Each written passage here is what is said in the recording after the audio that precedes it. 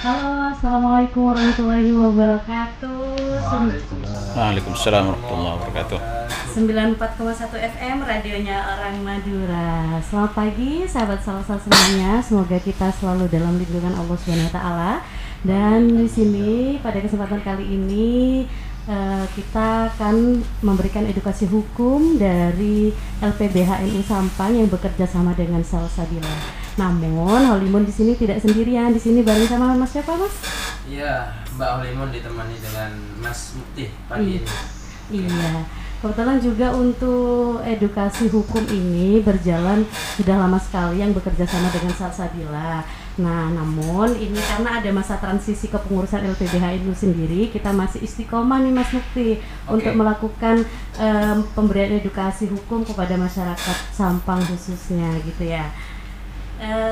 Dan tentunya pada kesempatan kali ini kita mengangkat tema dengan membahas dengan undang-undang pesantren yang memang dampaknya juga harus dirasakan oleh pondok pesantren yang ada di Kabupaten Sampang itu sendiri. Oke. Namun sebelum itu kita sapa-sapa terlebih dahulu pendengar setia sahabat Salsabila. Boleh. Selamat pagi menjelang siang. Alhamdulillah hari ini sangat cerah sekali. Yang insya Allah juga pemateri-materinya cerah-cerah juga hari ini. Begitu semangat. Iya benar, semangat banget ya Mas Mukti ya. Sebelum masuk materi juga mungkin alangkah baiknya Mbak Holimun kita perkenalkan ya, sapa dulu pemateri-pemateri kita, narasum-narasum kita. Beliau adalah orang-orang hebat. Pertama kami mendatangkan dan mengundang dari lembaga legislatif.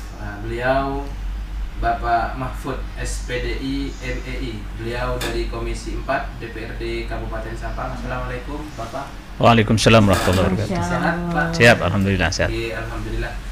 Oke, untuk pemateri yang kedua kita sapa terlebih dahulu juga beliau Ketua PC RMI NU Sampang. Beliau adalah Lora Najmuddin Ainur Rafiq. Assalamualaikum Lora. Waalaikumsalam. Sehat? Alhamdulillah. Alhamdulillahirabbil alamin. Oke, sekedar informasi.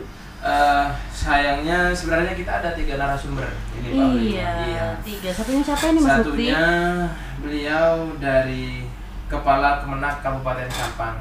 Namun beliau hari ini konfirmasi bahwa beliau kurang sehat dan insya Allah, tapi kabar baiknya nanti akan ada yang mewakili beliau. Alhamdulillah. Jadi nanti proses edukasinya juga akan lengkap ya, karena ada 3 komponen yang melengkapi dari tema yang kita angkat saat ini ya. Tentunya juga peluang dan tantangan implementasi undang-undang pesantren ini juga kan yang sudah disahkan dari 2019 yang lalu nih Mas Mukti ya.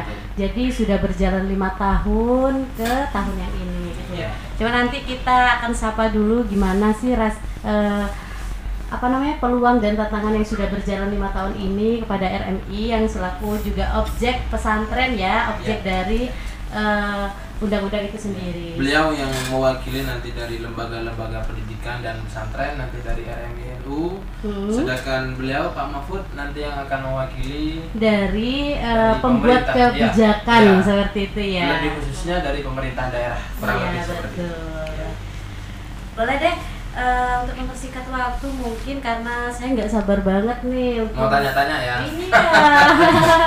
Jadi memang soalnya ini sangat menarik sekali gitu ya, karena memang dengan adanya undang-undang pesantren ini ada penyetaraan antara pendidikan formal dan non formal. Ya, terlebih lagi di Kabupaten Sampang yang kita tahu bahwa banyak lembaga pendidikan pesantren. Jadi kita tanya-tanya apakah dengan adanya undang-undang pesantren ini menjadi kado besar atau malah menjadi ancaman? Iya. Nanti kita tanya-tanya lebih lanjut kepada pemateri hebat kita pada pagi hari ini. Ini siapa dulu nih yang mau tanya? Mungkin langsung dari yang merasakan dari undang-undang. Oh gitu ya. Iya. Karena beliau yang mengimplementasikan yang di tataran pondok pesantren ini seperti apa, seperti itu ya. Ini Mas Mukti apa Holimun dulu nih? Boleh Mbak Holimun dulu deh. Halo Lora. Ini panggilannya Najmuddin. Ya bisa Najmuddin, bisa Najmi, bisa. Najmi aja ya, Ya, biar ya. sapaannya juga akrab sekali ya. Kalau katanya anak-anak Gen Z itu lebih cute ya. Lebih cute, Kalau betul. Najmi ya. Baik, Najmuddin selaku RMI ya di sini perwakilan ketuanya ya. Ketua. Mas Ruki Ya, beliau ketua. Ketuanya ya.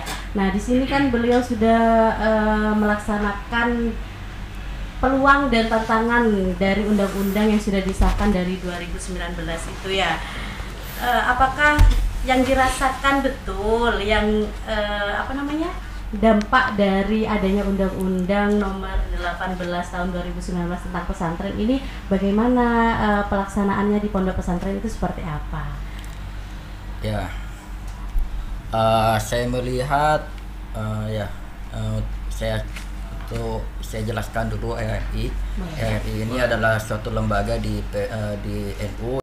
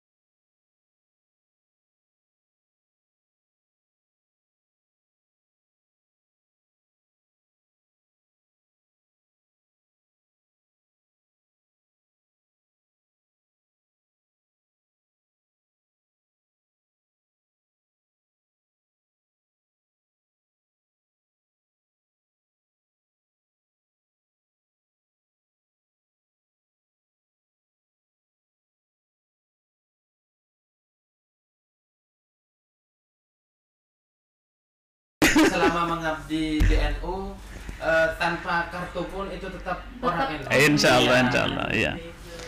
Jadi saya melihat itu, saya baca-baca sekilas tadi malam karena sebetulnya saya tidak ada agenda di Sampang tapi di Surabaya sampai tanggal 1 gitu ya. Saya menyempatkan diri pulang gitu. Luar biasa sekali Pak Dewa. Iya. Ya. Jadi saya lihat ini ada peluang dan tantangan gitu ya dalam mengimplementasikan undang-undang pesantren itu sendiri. Saya mencatat beberapa gitu ya. Ini ada 4 peluangnya. Pertama itu pengakuan resmi pesantren sebagai lembaga pendidikan formal. Jadi pesantren bukan lagi pendidikan non formal tetapi sudah formal. Sudah setara gitu ya. Jadi kurikulumnya berbasis kekhasan itu sudah diatur. Jadi nggak akan ada lagi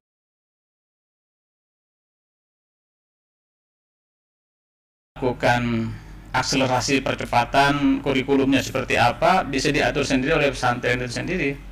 Jadi kalau pesantren ini punya kekhasan khusus misalkan silakan, tapi catatannya mengajarkan ajaran Islam yang rahmatan lil alamin. Itu secara eksplisit disebutkan di undang-undang itu. Kalau tidak mengajarkan rahmatan lil alamin, ini tugas pemerintah melakukan pembinaan ke pesantren itu sendiri. Sehingga pesantren ini tidak lagi menjadi pesantren yang mengajarkan ekstremisme, mengajarkan kekerasan dan lain sebagainya. Jihad itu memang diperintahkan, tapi jihad ini ada ketentuan-ketentuannya. Jangan sampai asal jihad ada kategorinya gitu ya. Nanti itu pembahasan khusus. Siap. Kemudian peluang yang kedua ada pendanaan dari negara. Ini yang harus ditangkap oleh pesantren. Jadi undang-undang pesantren ini memberikan akses pendanaan baik dari APBN maupun APBD tingkat 1 atau tingkat 2, kabupaten atau provinsi. Itu diatur juga di perpresnya diatur. Cuma lagi-lagi di perpres itu bunyinya tergantung pada kemampuan keuangan APBN maupun APBD. Nah, kalau ada bahasa kayak itu tergantung kemauan pemerintah daerahnya. Mau apa enggak gitu. Artinya pemerintahnya mood atau enggak? Tinggal nanti bagaimana aktivis pesantren ini mengusulkan pokok-pokok pikirannya yang dianggap penting, karena pesantren ini menyumbang sekian puluh persen juga untuk peningkatan pendidikan formal dan mencerdaskan masyarakat. Tuh. Dan ini juga membuka peluang gitu ya untuk mendapatkan dukungan finansial yang lebih banyak, sarana prasarana dan lain sebagainya. Nah, saya punya pikiran begini. Ini mungkin RMI bisa mengimplementasikan ide saya. Saya punya ide begini. Pesantren ini sementara kan jalan sendiri-sendiri. Betul. Kalau pesantrennya Muhammadiyah, Hidayatullah itu kan ada komandannya. Jadi nggak akan khawatir dengan pendanaan untuk gaji gurunya, untuk fasilitas pesantrennya. Dan mereka nggak pernah bergantung ke pemerintah. Ini perlu ditiru gitu. Nah, saya melihat begini. Ini kan ada badan wakaf ya. Kita perlu bentuk badan wakaf. Wakaf ini mengelola orang yang mau wakaf tunai, dibikinin toko, dibikinin apa, nanti 100% keuntungan itu disalurkan ke pesantren-pesantren yang membutuhkan. Karena tidak semua pesantren punya akses gitu ya, punya akses yang sama ke pemerintah. Ke pemerintah, ya betul. Ada yang persoalan politik, ada yang persoalan apalah, itu banyak itu problematikanya. Ini RMI ini bisa NU ya, atau LPBHNU ini bisa menjadi motor gitu ya, menjadi pelopor untuk memulai ini.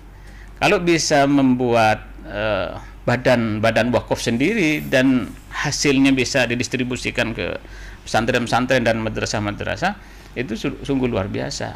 Dan di peraturan pemerintah 82 itu disebutkan di sini dari berbagai sumber gitu ya, dari berbagai sumber finansial yang bisa diakses. Dan ini kesempatan, dan pesantren diberikan peluang untuk membangun kerjasama dengan berbagai macam instansi untuk mengembangkan pesantren itu sendiri. Itu yang peluang yang kedua. Peluang yang ketiga adalah diversifikasi program pendidikan. Artinya itu tadi penyetaraan. Penyetaraan, betul. Ada muadalah istilahnya. Jadi pesantren, ijazah yang diterbitkan oleh pesantren sendiri itu harusnya diakui. Cuma sementara ini sosialisasinya kurang. Sosialisasi ke perguruan tinggi dan lain sebagainya. Dengan ijazah ini, santri kamu punya kemampuan apa?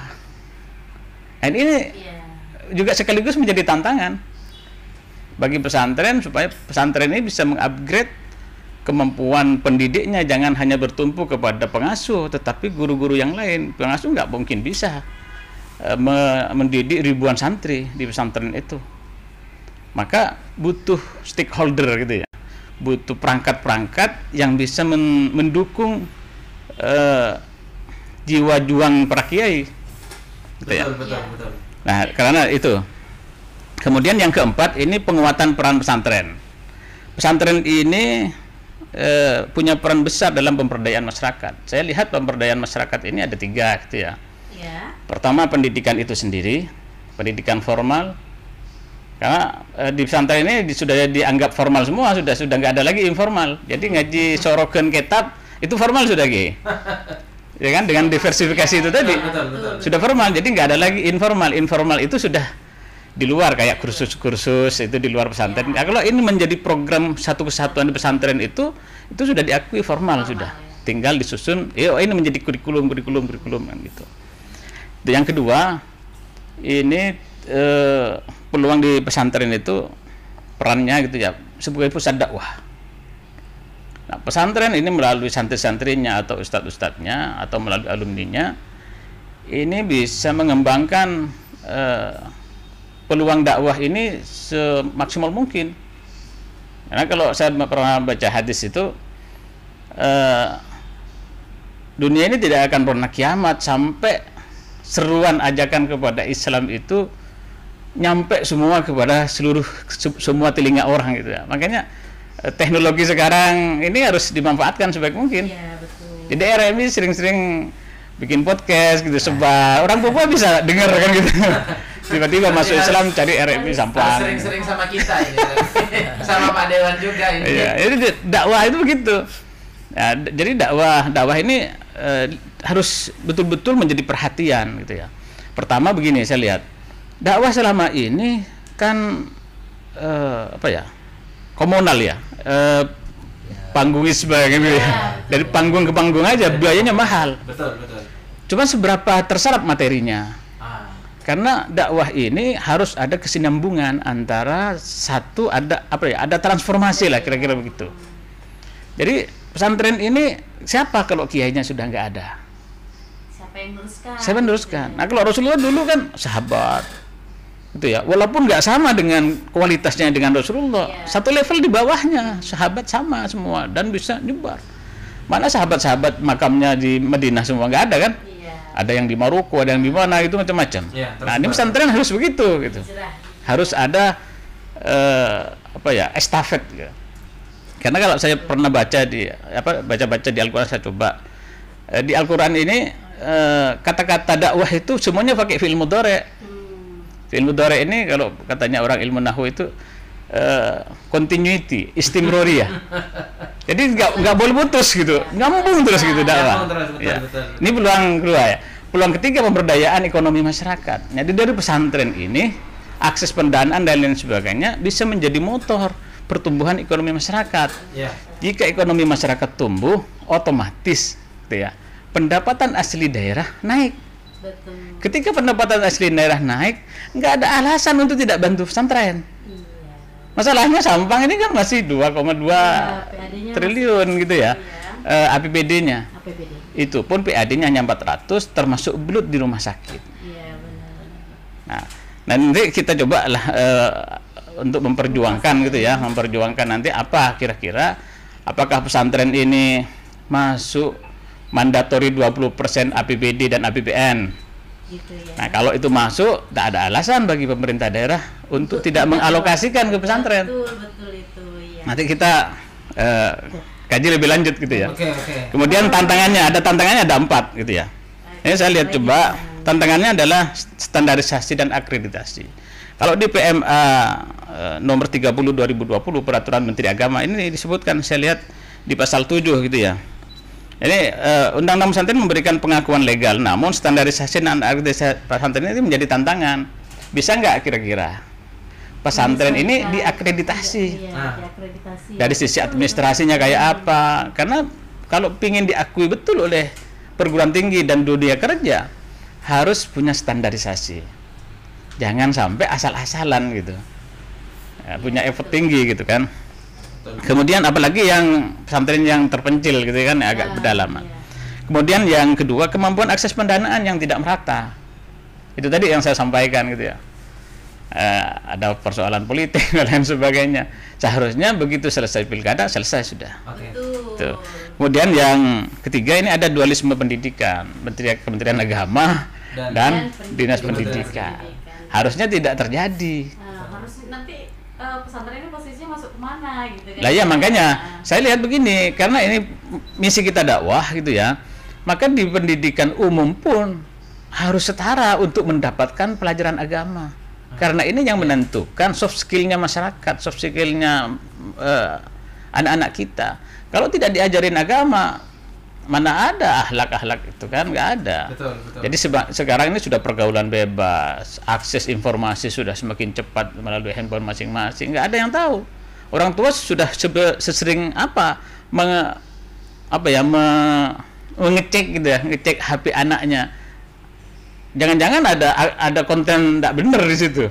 Nah, ini harus menjadi perhatian juga gitu. Kemudian yang keempat, tantangan dalam menjaga independensi pesantren. Itu tadi. Jadi pesantren ini harus betul-betul punya independen khusus gitu ya.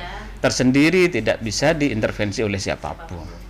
Itu saya kira itu dari saya. Nanti ke depan di luar on air kita bisa sharing. Intinya bagaimana pendidikan ini betul-betul berjalan dengan baik di Kabupaten Sampang. Sampang tidak lagi menjadi urutan paling buncit. Gitu ya. Tapi Sampang ini harus bisa melejit lebih tinggi lagi ke depan gitu. Itu kira-kira itu dari saya. Terima kasih Pak Dewa, sangat luar biasa. Komentar beliau terhadap adanya undang-undang ini. Mbak Lemon mau lanjut tanya? Iya, saya menarik dengan penjelasannya Pak Dewan tadi ya. Ada sangat komprehensif peluang dan tantangan juga ya. Dari peluang dan dia. tantangan juga kan harus ada terobosan langsung nih Betul. Dewan Perwakilan Rakyat untuk pesantren sendiri, ketika memang ada dua idealisme yang berbeda gitu ya, harus ada terobosan. Barangkali nanti perdanya juga menjelaskan lebih detail seperti itu, agar pesantren ini juga lebih diprioritaskan oleh pemerintah seperti itu. Soalnya dari 5 tahun berjalan ini masih belum ada ya Pak ya, masih belum ada untuk terobosan ke pesantren itu sendiri. Jadi pesantren sendiri itu masih ikut ke undang-undang seperti itu. Terus juga upaya apa yang sudah dilakukan oleh Dewan nih untuk pesantren selama ini gitu? Barangkali karena Bapak baru ya Pak ya, barangkali masih mungkin begini Mbak Wilma, kita tahan dulu untuk Pak Dewan. Oh, tahan dulu. Iya, karena baru saja menjelaskan beliau secara komprehensif dan panjang lebar. Kita kembali lagi gitu ya. Lora. Ya, boleh kita kembali deh. lagi ke Lora. Ada poin menarik sebenarnya yang disampaikan Pak Dewan tadi. Satu masalah penyetaraan pendidikan. Betul. Nah, masalah penyetaraan pendidikan tidak lagi dikatakan tadi bahwa hari ini dengan adanya undang-undang pesantren, ngaji sorogan pun dia jadi formal. Nah, seperti itu. Bagaimana dari RMI, dari Lora sendiri, dan beliau juga salah satu pelaku langsung. Nah, karena beliau Lora, kiai, pasti ada santrinya kan seperti itu. Kalau dalam undang-undang itu disebutkan kan unsur-unsur pesantren apa aja, harus ada kiainya dan sebagainya. Nah, komentarnya gimana kira-kira? Karena kan kalau kita berbicara NU, maka di dalamnya pasti ada kata barokah. Nah, apakah kira-kira itu akan menggeser nilai-nilai dan niatan baik santri-santri yang mau mondok? Wah, gak usah sekolah di luar, mondok aja lebih enak, biayanya lebih murah mungkin dan lain sebagainya. Toh sekarang sudah ada undang-undang, saya nggak sekolah formal pun diakui, saya bisa kuliah dan lain sebagainya. Nah, kira-kira itu gimana, Lora, tanggapannya? Jadi itu satu tantangan sebenarnya ya. Kalau misalkan Pak Mahfud ini masih baru menjabat, saya juga. Nah, cuma jabatan saya ya. Ini kalau katanya anak-anak itu nih jabatan dunia dan akhirat. Ya. Cuma Iya, bedanya kalau Pak Mahfud ada gaji, saya nggak ada gaji. Di akhirat nanti lah. Ya. Di akhirat insyaallah. Dan di Pak Mahfud tadi katakan dari Surabaya, saya Surabaya juga tadi. Oh, iya. Jadi kalau misalkan ada agak ngelak ya dimaklumi ya. Oh. Sedikit jet lag ya. Ini kode ke kita apa gimana ini? Iya, Iya, iya, iya. Ya.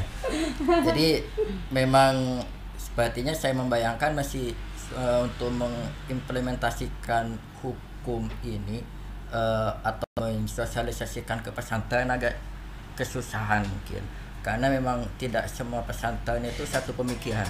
Betul, betul, Salah satu misalkan contoh, misalkan ada untuk legalitas, tak usah legalan kok cukup pokoknya beda produk. Nah, betul. Nah, itu kesulitannya mungkin di situ mungkin, karena ya entah mungkin tentang pikiran yang tidak mau berkembang atau apa, saya tidak tahu tentang hal itu. Itu kesulitannya, tantangannya. Bagaimana mau mengakreditasi legal aja nggak mau gitu. Iya, benar-benar. Iya, Kemudian betul, betul. misalkan dana ya itu dana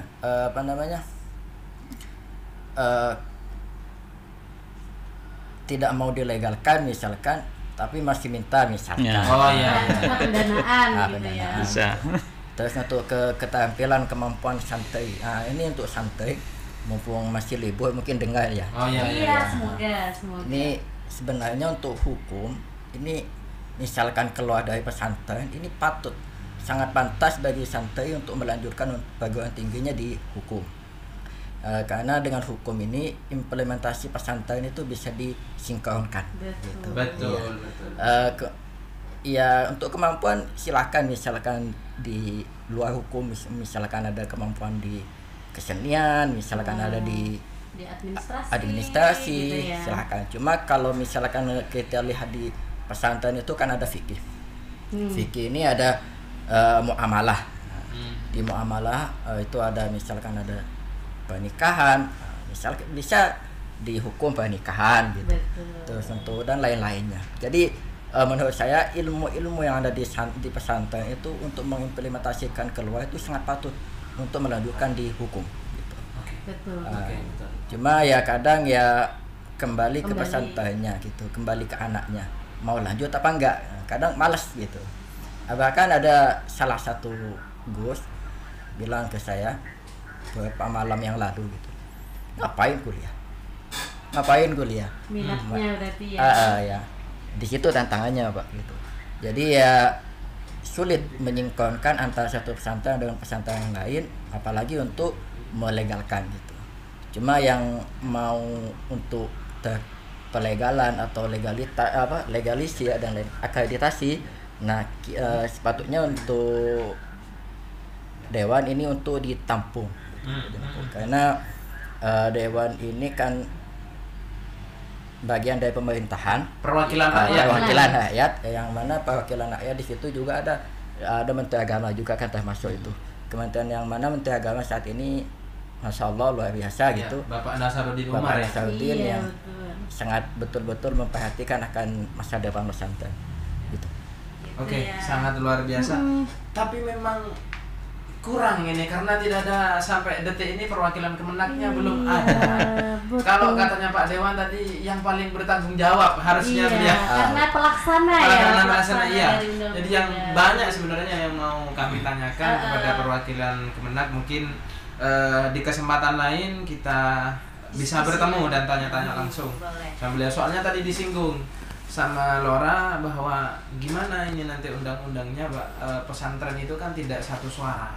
Betul. Ada yang tadi disebutkan tidak mau dilegalkan, ada yang mau dan lain sebagainya. Ini sebenarnya faknya dari Kemenak yang harus menjawab harusnya bagaimana undang-undang itu mengakomodirnya. mengakomodir semuanya Begitu. gitu ya, agar bisa diprioritaskan dengan legalitas seperti itu. Iya. Iya. Begitu. Baik, tadi juga yang menjadi pemikirannya Lora tadi, Lora Najmi itu tadi tentang ancamannya itu Mas Mukti. Kan ada kekhawatiran khusus gitu ya, karena dengan adanya undang-undang ini kan pendanaan juga itu ya diprioritaskan. Karena kalau sudah ada kata-kata dana, nah gitu ya, itu memang sesuatu yang sangat apa ya, menggiurkan sekali. Menggiurkan sekali. Terutama Terus, untuk lembaga-lembaga yang mohon maaf kurang mampu secara finansial. Ya betul. Berarti kan kekhawatirannya independensinya ya, pesantren itu takut betul. diintervensi oleh pihak-pihak yang tidak bertanggung jawab seperti itu. Ya. Terus Mbak Holly pun mau tanya Pak Dewan lagi? Iya, Pak Dewan aja dulu. Terus dari kekhawatirannya Lora Najmi tadi itu Pak, terus bagaimana dengan kekhawatiran independensi itu? Apakah ada upaya nih dari DPRD untuk langkah-langkah ke pesantren itu sendiri? Ya, kalau menurut saya kan gini, tinggal sosialisasi aja gitu ya, menyamakan persepsi saja, bahwa pesantren ini tugas utamanya dakwah kan gitu ya. Betul. Tugas utamanya dakwah, karena ulama itu warasatul anbiya. Betul. Tugas utama para nabi itu dakwah gitu ya. Maka di sini perlu pemahaman gitu ya. Pemerintah ini ingin membantu pesantren. Betul. Dengan undang-undang ini ingin membantu pesantren supaya pesantren lebih pesat lagi gitu ya. Dakwahnya lebih menjadi menyebar luas gitu kan. Alumni-alumninya lebih produktif gitu ya. Tidak semuanya jadi dukun nanti. Kan rata-rata semuanya jadi dukun lah. Saya dulu tukang buat simat. Pelaku. Kalau 10 Muharram bikin simat gitu. Nah pulang kan gitu ya. Pulang ada yang betul-betul jadi dukun, ada yang enggak kan gitu. Saya salah satu yang bikin simat dulu. Nah, maka penting gitu ya. Kalau pesantren nggak mau ngurus izin operasional pesantren, ini rugi sendiri. Karena ada bantuan-bantuan pemerintah yang melalui pesantren itu syaratnya harus ada izin operasional. Betul. Dia kan hidup di negeri ini gitu kan ya. Maka syaratnya itu kan harus mengacu kepada 4 pilar. Betul. Ya kan? Ajarannya adalah Ahlus Sunnah wal Jamaah yang rahmatan lil alamin. Ada Ahlus Sunnah wal Jamaah juga, coba kurang rahmatan lil alaminnya kurang kan begitu. Iya. Nah, Pancasila, Undang-Undang 45, NKRI, Bhinneka Tunggal Ika. Ini udah sebuah keniscayaan gitu ya, sangat bineka sekali kalau di pesantren itu. Nah, banyak sekali. Maka kalau menurut saya ini dipertanyakan kalau ada pesantren nggak mau ngurus izin, kan begitu. Ketika ngurus izin, kita akan bantu supaya akreditasi ini fungsinya ada penyetaraan kira-kira begitu. Bahwa pesantren ini diakuin di kampus-kampus nanti. Betul. Pemerintah kan ini loh, ya kan pesantren ini. Nah nanti kalau ada pesantren yang masih begitu ngandalkan barokah terus gitu kan ya. Barokah ini sebetulnya ada syarat dan ketentuannya. Barokah itu bisa didapat gitu ya. Tapi nggak usah panjang lebar bahas tentang barokah gitu kan ya. Nah maka nanti pesantren ini akan ditinggal oleh masyarakat. Karena alumni pesantren ini kan tidak ya, walaupun aja dengan banyak baca Al-Quran, dengan banyak beribadah kepada Allah, semua nggak ada yang tidak ada yang tidak bisa terselesaikan. Semuanya bisa terselesaikan. Karena prinsipnya itu kamu punya masalah, tinggal takwa saja pada Allah kan begitu. Allah akan ngasih jalan keluarnya. Tapi kalau kamu tidak takwa, ya dimanapun itu. Tapi saya kalau masalah urusan pekerjaan gitu ya, justru yang tidak punya ijazah yang tidak menjadi pengangguran, karena tidak gengsi dengan ijazahnya, dia bisa kerja apa saja. Ada yang tidak punya ijazah SD tapi menjadi pengusaha besar, hanya bisa mempekerjakan orang-orang yang punya ijazah. Tapi itulah tugas pesantren, dia punya ijazah diakui gitu ya oleh pemerintah secara akademis, tapi dia juga keberkahannya luar biasa. Poinnya plus berarti kan. Plus pesantren ini gitu kan ya. Makanya sayang sekali gitu ya kalau ini tidak dimanfaatkan. Maka LPBHNU harus menjadi mediator bersama RMI. Kita akan mendampingi nanti. Kita akan terus bersama-sama para ulama, bersama-sama para masyayikh. Betul, betul. Jadi surat Kahfi itu jelas, wasbir nafsaka ma'al ladzina yad'una rabbahum bil wudhu wal. Jadi harus bantu mereka. Kiai itu udah sibuk ngurus pesantrennya, nggak ada waktu ke sini gitu. Jadi kita para santri harus membantu mereka, membersamai mereka para ulama, supaya ulama lebih fokus di situ. Jadi jangan dibebanin dari masalah administratif lagi gitu. Jadi teman-teman di sini nanti kedepannya bisa lebih banyak tim-tim yang disebar ke pesantren-pesantren menawarkan begitu. Oke. Gitu. Saya kira itu. Baik, terima kasih banyak Pak Dewan. Ya, Mbak Holima. Kita skip dulu mungkin, Oke. kita lanjut ke sesi selanjutnya, gitu ya. Jadi para pendengar sahabat setia Salsabila di 94,1 FM tetap Radionya stay Orang tune Madura, ya. radionya Orang Madura tetap tetap standby. Kita habis ini lanjut tanya-tanya lagi kepada Lora dan juga Pak Dewan, karena semakin siang semakin menarik. Tapi lagi-lagi kami sampaikan, saya masih greget sebenarnya. Nggak ada perwakilan dari Kemenak ini. Banyak pertanyaan dan juga mungkin Najmi ini banyak yang mau ditanyakan. Tadi Betul. disinggung tentang masalah sosialisasi dan lain sebagainya. Ini apakah Kemenak bertanggung jawab kepada pondok-pondok dan lembaga-lembaga pondok pesantren? Tapi juga kita membuka pertanyaan untuk sahabat salsa yang sedang mendengarkan. Oh, Ya, iya. iya, nanti bisa ditelepon di nomor 081 333 331 941 untuk bisa Oke. bertanya ya. Ya. Jadi kita membuka ruang publik Betul, seluas-luasnya betul, untuk betul. diskusi pada kesempatan. Artinya biar nggak hanya kita aja nih yang tanya, sahabat salsa boleh Ya. sekali nanti tanya-tanya kepada Pak Dewan atau kepada Lora. Boleh mungkin itu saja.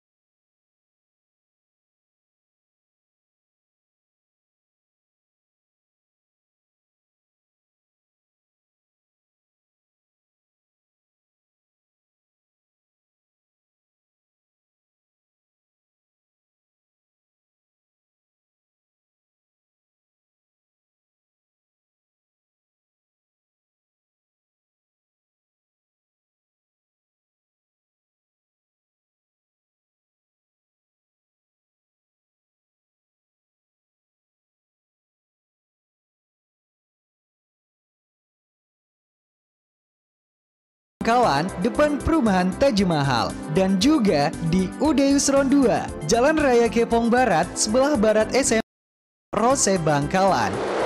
UD Yusron, nyaman, lengkap, dan terjangkau.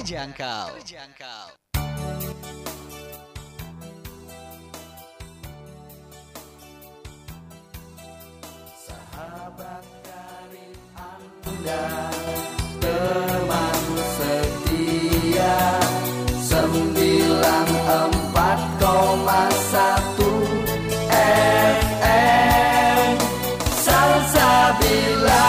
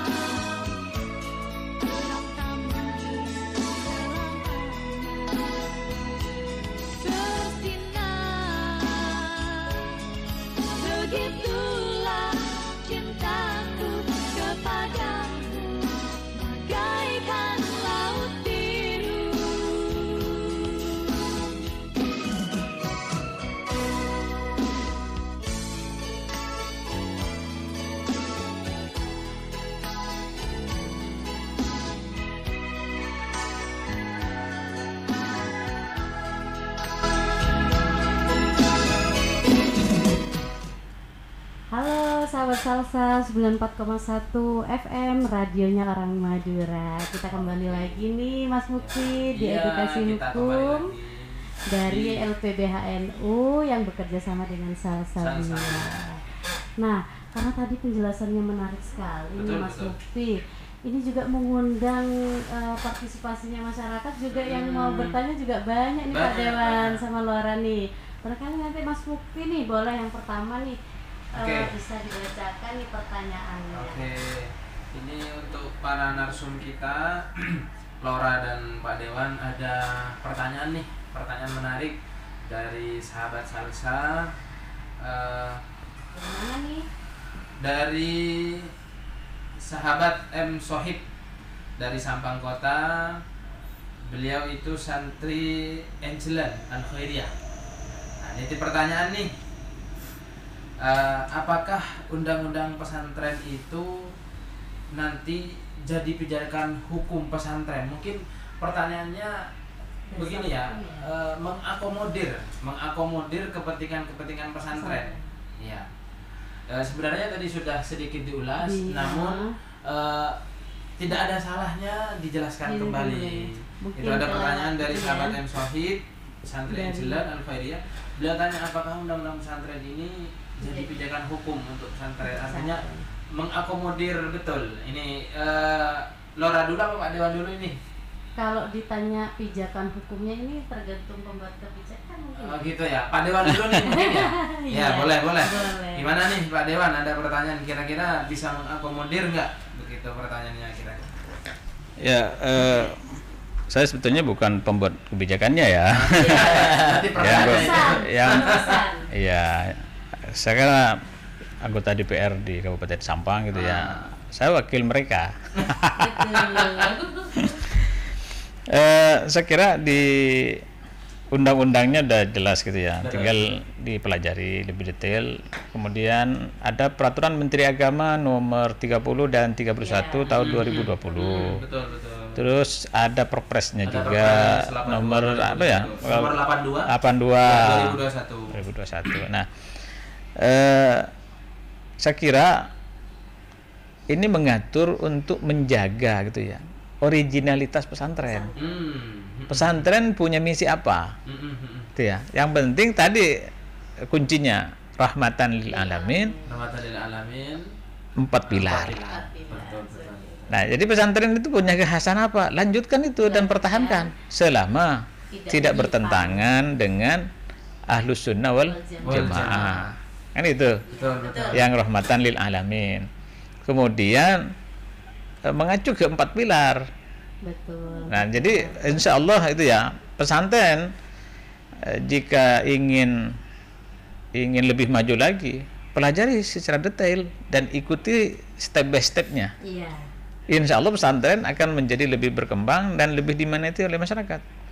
Karena sekarang ini pesantren pendidikan ini harus mengikuti perkembangan zaman. Betul. Harus mengikuti. Kalau kita tidak mengikuti, kita akan ditinggal oleh zaman itu sendiri. Iya. Nggak laku nanti lulusannya itu. Jadi sekarang ini pesantren harus menaikkan level. Sementara ini wilayah dakwahnya itu menengah ke bawah, sekarang naik sedikit gitu kan, menengah ke atas sedikit. Kalau bisa pesantren itu bisa go internasional, dakwah ke Eropa, dakwah ke Betul. ke barat dan lain sebagainya gitu ya, butuh gitu ya. Ya kalau orang Indonesia bisa menjadi imam besar di Masjidil Haram, kenapa sekarang enggak kan gitu? Luar biasa. Harus lahir dari Sampang khususnya gitu ya. Ini nanti ulama tugasnya Laura gimana? Iya. Nah, saya sebagai anggota DPR siap menjadi kepanjangan tangan, kepanjangan mulut. Kalau mulut saya nggak banyak didengar oleh pemerintah, saya akan ajak teman-teman supaya lebih didengar lagi, lebih ramai lagi kira-kira gitu. Siap.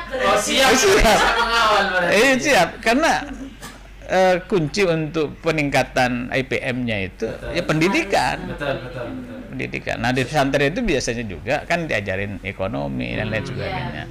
Disuruh jagain koperasi pesantren. Itu walaupun nggak dibayar, jangan dikira dia dijadikan budak, tapi secara tidak langsung dia sedang belajar berbisnis di situ. Betul. Setelah lulus jadi pengusaha gitu. Iya. Jadi berpikirnya pesantren harus mencetak entrepreneur. Jangan mencetak karyawan. Kalau menjadi entrepreneur, jadi pengusaha, dia yang bisa menggaji karyawan-karyawan. Biar yang sekolah formal yang menjadi anak buahnya pesantren gitu. Saya kira itu. Oke. Mungkin ke Laura dulu nih komentarnya. Ini ada pertanyaan tadi dari Santri Angelan. Apakah undang-undang ini mengakomodir, Laura, kira-kira mengakomodir kepentingan pesantren, tapi dengan catatan tetap seperti bahasanya Pak Dewan, menjaga kekhasan pesantren. Nah, gimana kira-kira Laura tanggapannya? Ya, kembali lagi tadi ke hukum ini ada dua sisi tadi. Bagus sih sebenarnya, cuma kalau misalkan hukum ini menghilangkan identitas, ya jangan sampai gitu. Oh gitu. Oke. Tetap pertahankan identitas ciri khas pesantren, dan kemudian pemerintah ya dengan adanya perlindungan hukum ya luar biasa, terima kasih gitu. Kemudian untuk masalah entrepreneur, pesantren itu sebenarnya bukan hanya tentang kitab, tentang entrepreneur pun juga ada. Tentang masalah barakah tadi dikatakan al ilmu bit ta'allum wal harok wal barakah bil khidmah. Ilmu itu bisa didapat dengan mengaji, dengan belajar, dan barakah bisa didapat dengan hikmah. Hikmah ini ada macam-macam.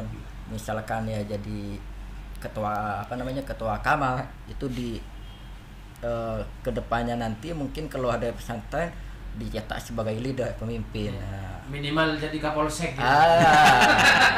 Minimal itu ya. Minimal. Dan sekarang kan sudah Kapolri nanti. Di pesantren itu kan ada banyak yang masuk ke kepolisian, masuk ke tentara kan juga banyak. Itu sebenarnya yang mungkin tentang masalah khidmahnya tadi di pesantren, dicetaknya sebagai entrepreneur, seperti ya jaga koperasi lah, atau mungkin dulu di zaman dulu, waktu pesantren zaman dulu itu kan belum ada itu masuk pesantren dengan SPP sekian kan. Di zaman dulu kan masih bawa singkong lah. Limbah air. Itu kan sebenarnya kan itu secara tidak langsung belajar entrepreneur. Nah, di pesantren diajari nyangkul, diajari apa, dan itu seperti. Dan nanti ya tinggal santrinya itu mengembangkan ketika keluar di pesantren. Seperti itu. Gitu. Jadi tentunya dengan adanya undang-undang pesantren ini juga banyak peluang ya bagi pesantren itu sendiri. Terus juga kan banyak sekali nih peluang bagi lowongan pekerjaan yang mengutamakan hafal berapa juz Al-Quran gitu kan, diprioritaskan. Ya di kampus-kampus sudah banyak nerima kayak gitu sekarang. Betul. Ada jalur khusus bagi penghafal Quran. Betul. Ada beasiswa khusus. Ada satu lagi nih pertanyaannya. Mungkin satu lagi masih banyak. Banyak sekali. Karena memang menarik ini. Tapi kita tetap buka ya untuk pertanyaannya, betul, juga betul. bisa menghubungi langsung via telepon di 081 333 331 941. Kita tunggu.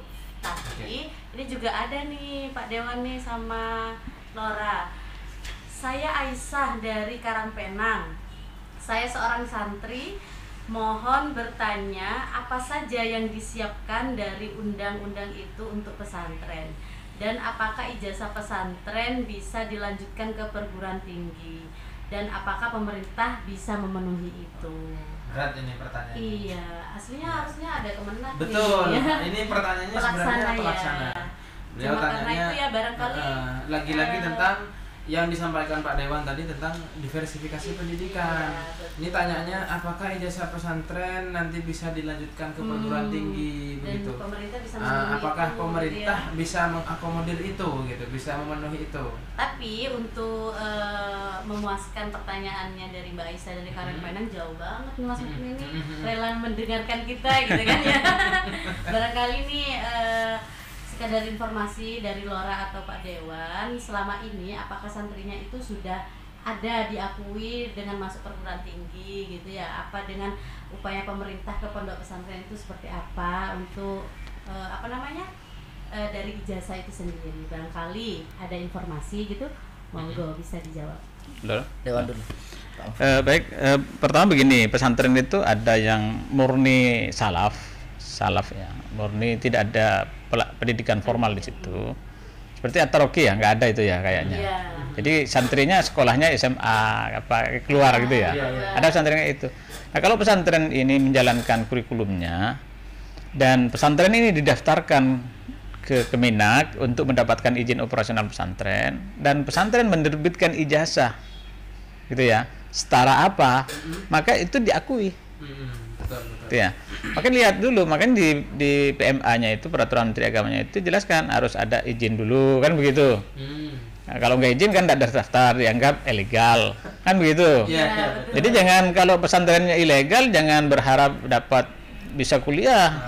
Karena kalau kuliah itu kan di sana ditanya ijazahnya. Ini pesantren apa dilihat? Oh, ternyata tidak ada di daftar Kemenak, nggak akan diterima.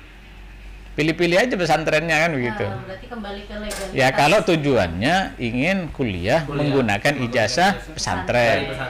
Kalau pesantren ini menyelenggarakan pendidikan formal seperti MI, terus kemudian SD, ada NTS atau SMP dan seterusnya ke atas, maka otomatis karena pesantren ini tidak lagi menggunakan ijazah pesantren, tetapi menggunakan ijazah formal. Itu, dan lihat aja pesantrennya kan gitu.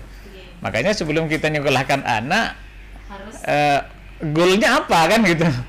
Kalau hanya menjadi penghafal Quran saja gitu ya, ingin menjadi pendakwah yang nggak butuh ijazah, ya silakan. Kalau tujuannya supaya bisa kuliah, bisa diterima menjadi PNS atau pekerja di perusahaan-perusahaan besar di luar negeri dan sebagainya, ijazah formal ini penting. Ijazah formal penting. Ijazah pesantren yang sudah terdaftar, terakreditasi itu sudah menjadi formal juga gitu. Makanya sayang kan begitu. Saya dulu di pesantren ya, saya alumni Banyuanyar Pamekasan. sama kiai santri itu suruh kuliah semua. Nanti kalau ada pendaftaran PNS masih mau kuliah, keburu ditutup katanya.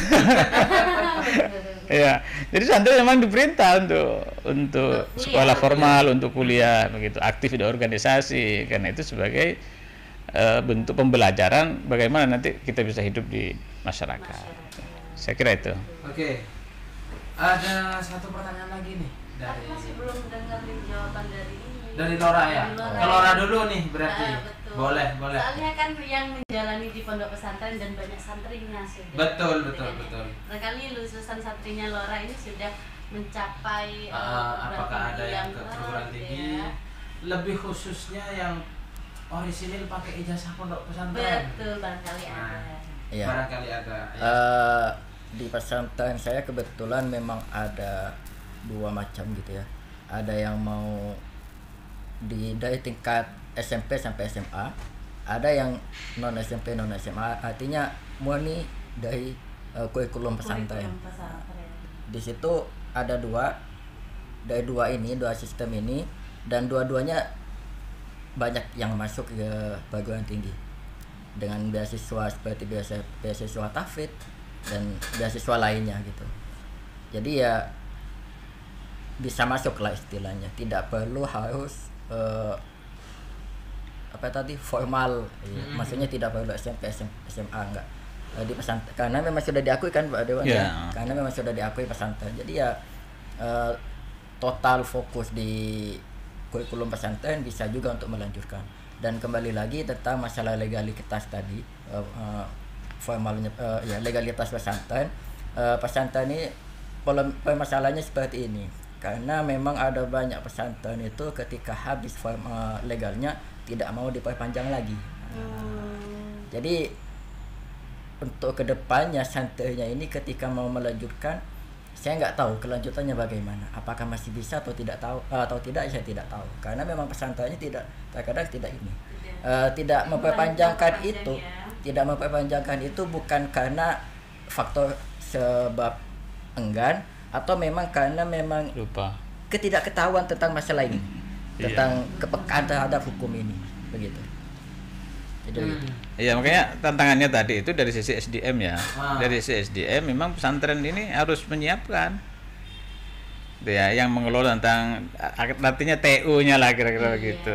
Jadi tata usaha kelola pesantrennya secara administrasi harus ada yang mengelola di situ. Jadi SDM ini menjadi tantangan. Jangan hanya kiai sendirian yang ngajar di situ. Walaupun kiai itu multi talent. Betul, banyak memikirkan semuanya gitu ya. Ya. Ada lagi Mas Bukti? Ada satu pertanyaan lagi dari pendengar setia sahabat Salsa. Fathur Rahman dari Karangpenang, izin nanya Kak, di pasal 9, tapi ini setelah kami cek barusan buka-buka gitu ya. Iya, kami buka-buka. Kalau di pasal 9 itu ternyata berbenturan dengan pertanyaannya. Pasal 9 itu tentang kiai. Mungkin yang dimaksud Mas Fathur Rahman ini di pasal 19, Pak Dewan. Pertanyaannya adalah ada ijazah formal dan non formal bisa dilanjutkan ke perguruan tinggi, itu ada syaratnya Kak atau seperti apa? Berarti syarat untuk melanjutkan gitu ya. Tapi lagi-lagi ini harus kami sampaikan, yang patut menjawab ini adalah Kemenang. Betul. Tapi sayang beliau tidak bisa hadir pada kesempatan ini. Cuman mungkin Pak Dewan bisa membantu memberikan komentar terhadap pertanyaan ini. Memang di pasal 19 ini izin kami revisi, memang menyebutkan, izin kami bacakan, santri satuan pendidikan Mu'adalah yang telah menyelesaikan pendidikan dinyatakan lulus melalui penilaian oleh pendidik dan satuan pendidikan Mu'adalah. Santri, ayat 2, santri yang dinyatakan lulus sebagaimana dimaksud pada ayat 1 berhak A. melanjutkan ke jenjang pendidikan yang lebih tinggi, baik yang sejenis maupun tidak sejenis, dan atau mendapatkan kesempatan kerja. Nah, kurang lebih bunyi undang-undangnya seperti itu. Baik, Pak Dewan mungkin ada komentar? Ya, jadi tadi itu yang kalau di pertanyaannya kan pasal 9 ya, tentang kiai ya. Ini saya coba buka di pasal 9. Ini memang syarat, jadi kiai ini ada syaratnya ternyata di sini. Lengkap banget ya berarti. Iya, itu Ini pasal 5 ya. Harus ini berarti pertama harus hafal ini. harus berpendidikan pesantren. Betul. Jadi kalau nggak pernah nyantri, Gak bisa jadi kiai. tergantung kalau dijadikan menantu boleh itu. Oh, boleh. Otomatis itu berarti. Ya, atau berpendidikan tinggi keagamaan Islam. Jadi kalau lulusan PAI boleh, lulusan bahasa Arab boleh jadi kiai, kira-kira gitu. Atau di sini memiliki kompetensi ilmu agama. Ada orang yang nggak pernah mondok tapi pinter dia, belajar di luar, betul-betul belajar mempelajari. Jadi tidak harus duduk di bangku pesantren ternyata. Jadi di sini saya kira itu jelas ya, tadi itu di pasal 19-nya jelas semua ijazah yang diterbitkan di pesantren yang terdaftar itu bisa diakui. Masalah peluang kerja tergantung yang mau menerima pekerjaannya. Nah, kalau perusahaan tekstil misalkan dia kemampuannya hanya pakar di bidang fikih, nggak bisa, kecuali perusahaan tekstil itu butuh SDM yang bisa berdakwah di para karyawan, misalkan setiap hari Jumat kamu kultum di situ gitu. Bisa, tergantung kebutuhan dunia usahanya. Betul. Saya kira itu. Oke. Karena di ujung waktu, cuma terakhir ini bagi narsum kita, mungkin ke Lora lagi. Saya sangat penasaran nanti komitmen ke depan. Artinya beliau selaku perwakilan daripada lembaga RMI atau ormas lah katakan, di lembaga PCNU, bagaimana komitmen Lora ke depan dengan adanya undang-undang ini, begitu? Komitmennya ya sepertinya untuk baik di legislatif atau di Kemenak, kita harusnya satu bersama gitu untuk mengaplikasikan ini. Salah satu contoh misalkan untuk mensosialisasikan, karena memang ya itu tadi karena memang kurang banyaknya pengetahuan dari lingkungan pesantren gitu. Dan kita tahu untuk pesantren ini kan terkadang tertutup, artinya untuk medianya mereka kurang begitu. Jadi selayaknya kita untuk menjadi jembatan antara pesantren dengan dengan pemerintahan gitu. Begitu. Oke. Terakhir Pak Dewan, jadi tadi kalau ditanyakan mengenai komitmen nih, ini yang paling sangat krusial, bahwa Pak Dewan selaku perwakilan kami para rakyat, begitu komitmen ke depan yang nantinya mungkin melahirkan perda juga sampai perbuk yang betul-betul mengakomodir kepentingan pesantren. Nah, kira-kira gimana Pak Dewan komitmen ke depannya? Ya, prinsipnya kami siap bantu pesantren gitu ya. Pesantren ini harus bisa mengambil peluang kesempatan dengan lahirnya undang-undang pesantren ini, sudah ada PMA-nya dan lain sebagainya. Tinggal pesantren ini nanti bisa mengajukan pokok-pokok pikiran ke kita. Apa kira-kira yang diharapkan, kan begitu. Nah, nanti kita kaji, ini bertentangan nggak dengan undang-undang yang ada. Kalau nggak bertentangan dan bisa meningkatkan kualitas pendidikan di Kabupaten Sampang, kenapa tidak gitu ya? Kita harus memperjuangkan itu. Kemudian prinsipnya kami anggota DPR siap, kan begitu. Kebetulan saya juga menjadi anggota Bapemperda yang membahas tentang perda-perda yang di Sampang. Nah, di Sampang saya sekarang bersama teman-teman sedang menginventarisir perda-perda yang ada, karena jarang sosialisasi. Banyak perda dilahirkan tetapi masyarakat nggak tahu. Betul. Ya. Nah, sekarang ini yang lagi dibahas juga tentang lagi diajukan ya ke provinsi dan ke Menkumham, itu tentang undang-undang penyelenggaraan hiburan. Itu ya, ini penting kan gitu, supaya PAD yang didapat dari Kabupaten Sampang ini adalah PAD yang penuh berkah. Menarik ini. Nah, insya Allah gitu ya. Barangkali Mas di sosialisasinya bisa kerja sama-sama. Boleh. Sama LBH sama sahabat salsa. Bisa nanti. Karena kalau perda ini sudah diterbitkan dan disahkan, ini sosialisasi ini yang bertugas mensosialisasikan adalah pemerintah, eksekutif. Betul. Kita hanya membahas, mengesahkan sesuai enggak gitu. Dan kami pasti lakukan public hearing dengan para kiai, para pemangku kepentingan Gitu. Kemarin masalah penyelenggaraan hiburan, dari dunia hiburan kita undang, Pak Kiai undang, dari NU kita undang, Muhammadiyah undang, semua organisasi yang berhubungan dengan itu, termasuk dunia seni dan lain sebagainya kita undang. Semua sepakat. Oh ini gitu.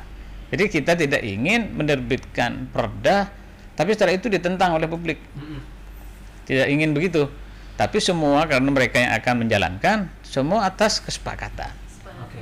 Gitu. Kita ingin tertib hidup ini kira-kira begitu. Kalau ditanyakan nih Pak Dewan, apakah jadi pembahasan prioritas kira-kira Iya, pembahasan nantinya undang-undang gitu ya. pesantren ini yang sampai melahirkan perda dan juga perpu? Silakan nanti diajukan gitu ya untuk menjadi apa ya? Rapem apa? Propem gitu ya. Iya, iya. Program Prioritas gitu ya. apa namanya? Program badan penyelenggara apa Bapemperda. Bapemperda. Propem itu di 2026. Kalau 2025 sudah selesai. Sudah selesai. Ada 3 atau 4 perda gitu ya yang inisiatif DPR. Nanti ini menjadi inisiatif DPR, nanti tinggal pesantren apa begitu kira-kira pokok-pokok pikirannya yang akan kita perjuangkan. Saya kira itu. Berarti ini punya tugas nih, pulang dari sini punya tugas untuk mengumpulkan pokok-pokok pikiran Iya. untuk diajukan jadi perda. Gitu ya. Satu ya pesan terakhir ya. Teman-teman di NU ini harus bikin tim. Bikin tim membantu pesantren, menawarkan pesantren-pesantren yang tidak tahu caranya dan tidak pernah mendengar. Itu bantu kemudian sampai pada terbit izin operasional. Kemudian setelah terbit izin operasional apa kira-kira begitu. Nah, jadi kalau NU ini lambat mengambil langkah, maka orang lain nanti yang akan mengambil posisi itu. Jangan sampai kebakaran jenggot. Nah, karena lebih banyak diem kan. Setelah orang bergerak ingin ikut bergerak, kebakaran jenggot dan berbagai macam situasi misalkan, jangan sampai. Jadi NU ini harus menjadi inisiator pertama untuk Betul. kemajuan pendidikan. Saya kira itu. Karena ini udah waktunya sudah Ya. di ujung gitu ya.